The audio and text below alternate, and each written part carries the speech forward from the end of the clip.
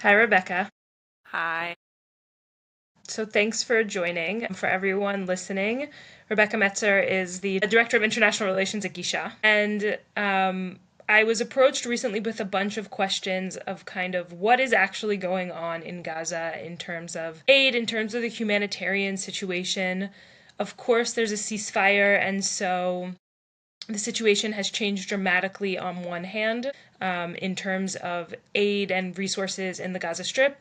On the other hand, there hasn't been some major improvement of infrastructure. Even without bombs falling, the situation is still incredibly dangerous to the 2 million people who live there. And I think also very important to say that this isn't a humanitarian crisis that was born out of a natural disaster, but rather that was born out of very specific political decisions. And so I invited Rebecca to join me to kind of help answer some of the details of what actually is going on in the Strip right now, what's going on in the situation in terms of aid during the ceasefire, the moments that led to the ceasefire, again, in terms of the humanitarian situation, and how do we kind of connect it to the political reality that we're seeing, especially with the knowledge, a lot of talk of the ceasefire either not continuing to phase two or perhaps even collapsing within the next couple of days. And so I'm gonna hand it over to you, Rebecca, and I'm curious kind of what are you seeing on the ground right now? What's the difference between now and before the ceasefire? And how do you kind of map that out in terms of political decisions that have been taken? Yes, sure. I work at Gisha, which is a legal aid organization that protects freedom of movement for Palestinians in Gaza, mostly in Gaza only. And we're an Israeli organization based out of Tel Aviv. So, in terms of what we're seeing, and this is mostly from our contacts on the ground and also the kind of UN agencies and other international organizations that are active on the ground. We are seeing since the ceasefire started a surge in aid coming in. Whereas beforehand, there was a crisis not only of distribution but also of just simply not enough aid actually making its way into Gaza. We had a lot of the crossings basically non-functional by the time the ceasefire started, and that was a lot of that towards the final months of the active hostilities was due to the breakdown of law and order. People, mostly kind of different groups, were taking aid, and basically a lot of the aid was being lost. We did see in the final days leading up to the ceasefire, there was some success where I actually had a conversation with people on the ground who said that it was the only good news that they'd had in the past like 15 months was that they'd had this pilot experiment of aid being allowed to be distributed along the Philadelphia corridor. So that's a kind of route in southern Gaza. And there were two kind of pilots of that route, and then in the third convoy, Israel actually bombed the convoy and the people who were protecting the convoy, and that route basically broke down. And so that was kind of what we were seeing in a lot of the aid routes was either disasters related to Israel not carrying out deconfliction, so not actually basically not refraining from shooting at or bombing aid convoys, where its actual obligations as an occupying power in Gaza are to provide protection for those convoys and instead actually shooting at them, or you were seeing different armed groups in Gaza. So not much aid at all was getting to the residents of Gaza that needed it. Like basically there's this situation where Israel, who anyway was the occupying power before October 7th, meaning Israel has always had the vast majority of responsibility, together, of course, with Egypt along the Philadelphia corridor, of what's going in and out of Gaza. But then over the course of the war was basically not ensuring that aid was able to get to its proper routes. And I remember even a while back, like a year or so back, Israel was also fairly systematically killing a lot of the Hamas members who were facilitating the envoys, but at the same time, not necessarily ensuring that there was an actual stable replacement so that the aid could get to people inside the strip. And then we're kind of getting to what you talk about as just like this breakdown of order by the time the ceasefire comes. Yes, that's right. I mean, it's important to remember that the UN themselves don't employ armed guards to protect the aid, and it Hmm. is the responsibility of the occupying power to protect the aid. And as you said, Israel was targeting the basically Hamas police forces. Yeah, that was essentially one of the big issues. And Gisha has a court case in the Israeli High Court about humanitarian aid. And essentially, we're demanding unfettered humanitarian aid and access. And the court case kind of distilled into an argument about Israel's status as an occupying power. So not only does Israel argue against the ICJ, against the position of many of its allied countries, that it is and has been the occupying power in Gaza for decades, but it also says, even it actually said to us, even at its most intense military presence in Gaza, where it had presence all through the Netzarim corridor and it had soldiers stationed there for months on end. A Cellcom tower was built in the Netzarim corridor for Israeli SIM cards for the soldiers' use there. Like, that was the extent of the presence. And even at that height of Israeli military presence, they said that they are not the occupying power in Gaza, that Hamas is functioning in a governing capacity. So that's essentially what the case kind of boiled down to, is how Israel interprets its obligations under international law. Because we've seen that Israel in the international press and at the ICJ has been claiming that it's upholding all of its obligations under international law, but it determines those obligations to be just as basically party to the hostilities, just as one of the warring parties under the wars of law.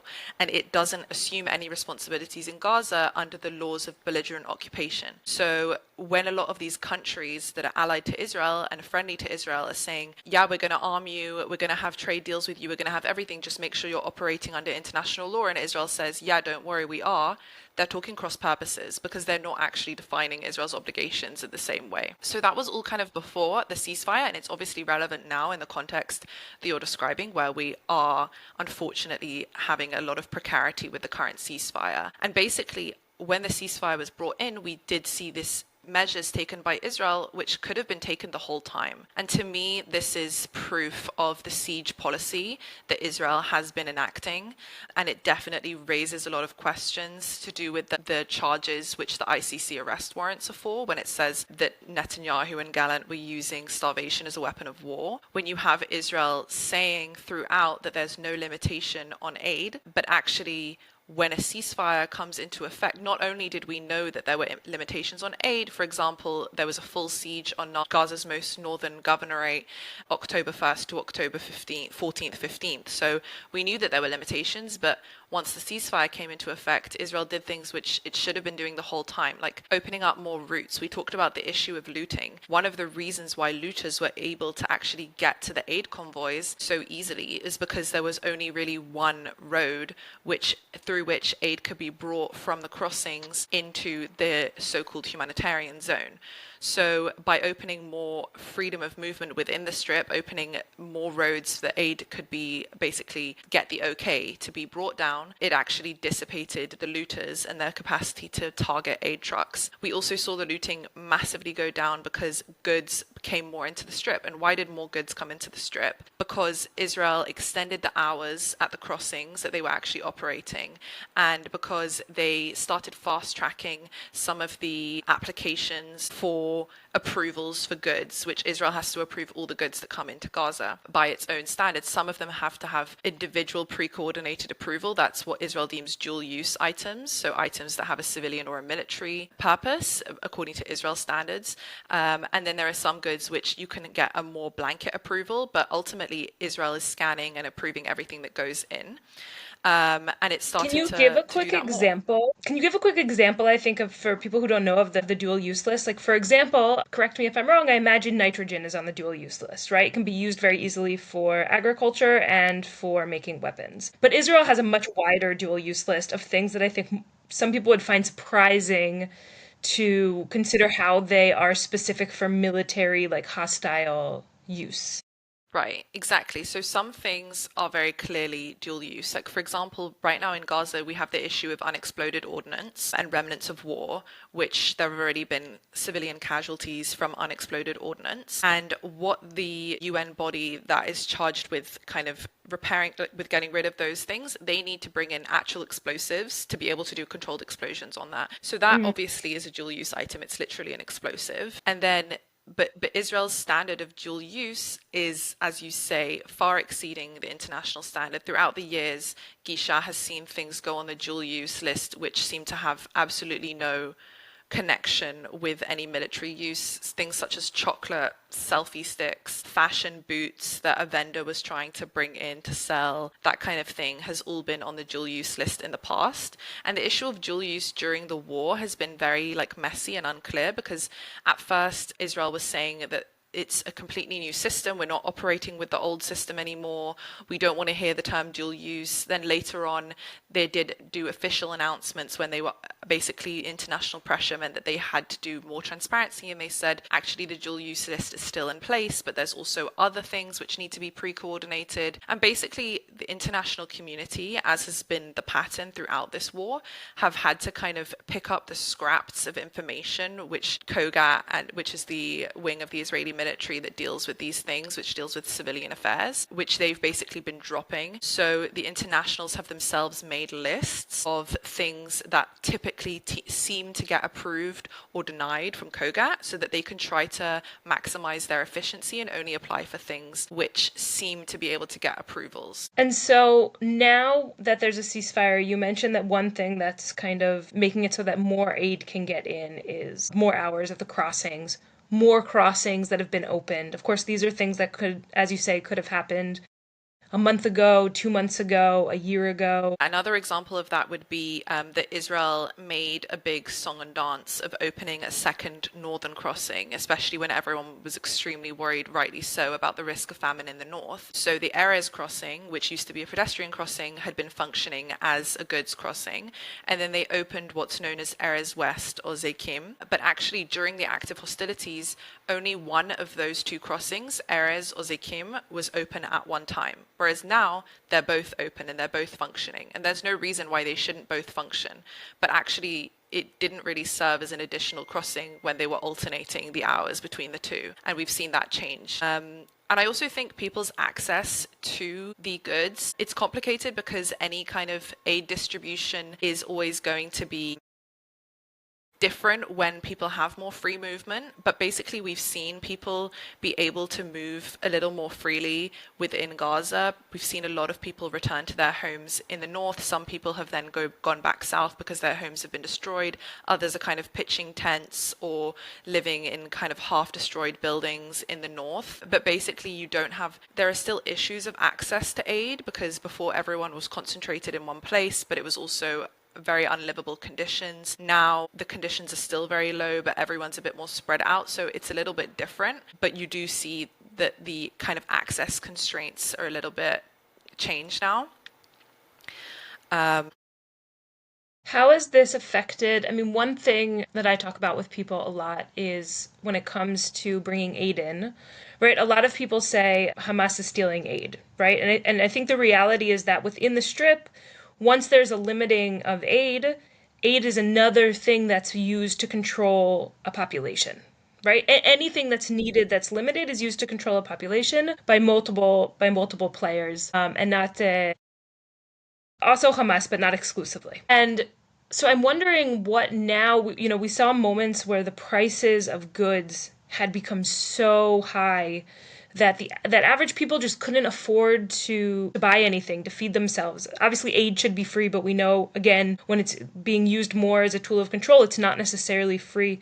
How has that kind of changed with the ceasefire, or has it? So in some ways, the prices have gone down, like they physically have gone down as a result of more goods making their way into the Strip. But Israel is still enacting a full ban on Gaza's private commercial sector. So basically, you have this situation where the only things that are really available on the market, the vast majority of things available on the market are these like packaged aid kind of meals.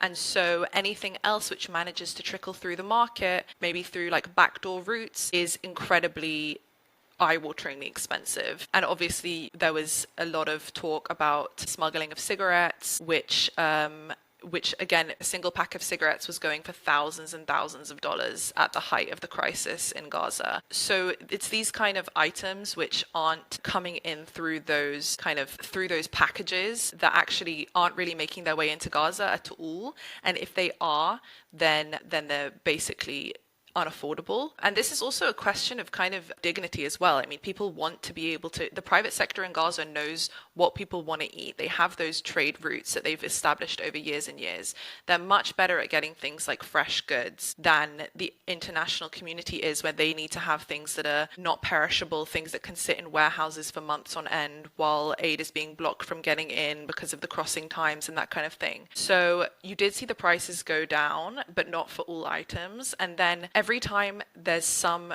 and this is something that we're hearing from our contacts on the ground, that every time that there is something in the media about the risk of the ceasefire or this Trump's talk about ending the ceasefire and that kind of thing, then the prices start to hike up again because people are aware that goods are going to become more scarce, and it actually affects the political economy in Gaza quite a bit. Right now there's a ceasefire. There aren't bombs. There have been Gazans who have been killed since the start of the ceasefire, but there's not bombs falling daily. How livable is the Strip at this moment? And what is going to be the change if we go back to active hostilities? It's a great question. It has a lot of layers. I think that there are some elements of life in Gaza which are starting to rehabilitate. We're seeing more things come in in terms of treating malnutrition, that kind of thing. But there's a lot which, first of all, will have very long-term implications, like the crisis of the health sector, where people will be amputees or be suffering from conditions which couldn't get treated during the active hostilities, and those will have potentially lifelong consequences. And then, as you say, the displacement is a massive issue. I want to take a second to talk about the buffer zone in Gaza. So Israel recently retreated from what was called the Netzarim corridor, so one of the areas that they had troops. But basically, according to the ceasefire agreement, Israel is holding on to an expanded buffer zone, and anyone who comes near the buffer zone is being shot at, and some people have been killed already. And that buffer zone was home to over 200,000 people before October 7th, 238,000 people estimated. So there's a massive question of like where 10% all of the those people Strip. Believe so. And 200,000. Yeah, that sounds right. Which is huge. It's huge. And then 92% of homes in Gaza are destroyed or damaged. And we're not just talking about houses, we're talking about apartment blocks. So if someone comes and wants to pitch a tent in the place where their land was, but it was an apartment block with 100 people living in it, what do you do with that? So I think that the destruction in terms of displacement is massive. The effects of it are huge, and who knows what will happen if the ceasefire breaks, whether Israel will continue to do this thing of transferring people to certain areas within the Strip and setting up these kind of makeshift IDP camps, or whether they'll attack from the air without any regard for civilians, now that hopefully the hostages will be out, which is a wonderful thing, but leads to the question of what will hold Israel back then from the way that it's been bombing beforehand already. So I really can't say what the displacement is going to look like after if the ceasefire doesn't hold, but even now there's massive effects to all the displacement. Thanks so much. For me, this has been really clarifying, and I've been like reading up a bunch about the situation, and again, I think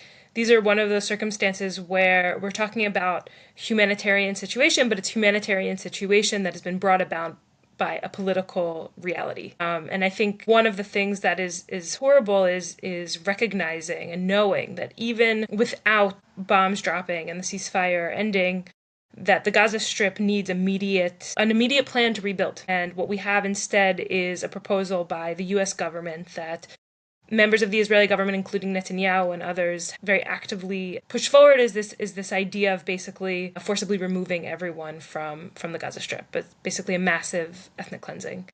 And I think we need to really use this opportunity to fight for what's actually a livable plan for Palestinians in Gaza. And of course, that involves the Palestinians in Gaza and Palestinians in general, and is not just kept at a humanitarian situation or humanitarian lens, but a genuine political lens that can bring more safety for all. So thank you so much for joining. I also just really want to recommend anyone who is listening or watching to absolutely follow Gisha. They've been doing amazing work throughout the war and before. And I think that the question of access and the question of movement, which are the two kind of legal questions that Gisha focuses on, really is the basis for almost all human rights that we generally consider and talk about. And everyone deserves them, and that means Palestinians in Gaza deserve them as well, unconditionally. So please give them a follow. Thanks so much, Rebecca.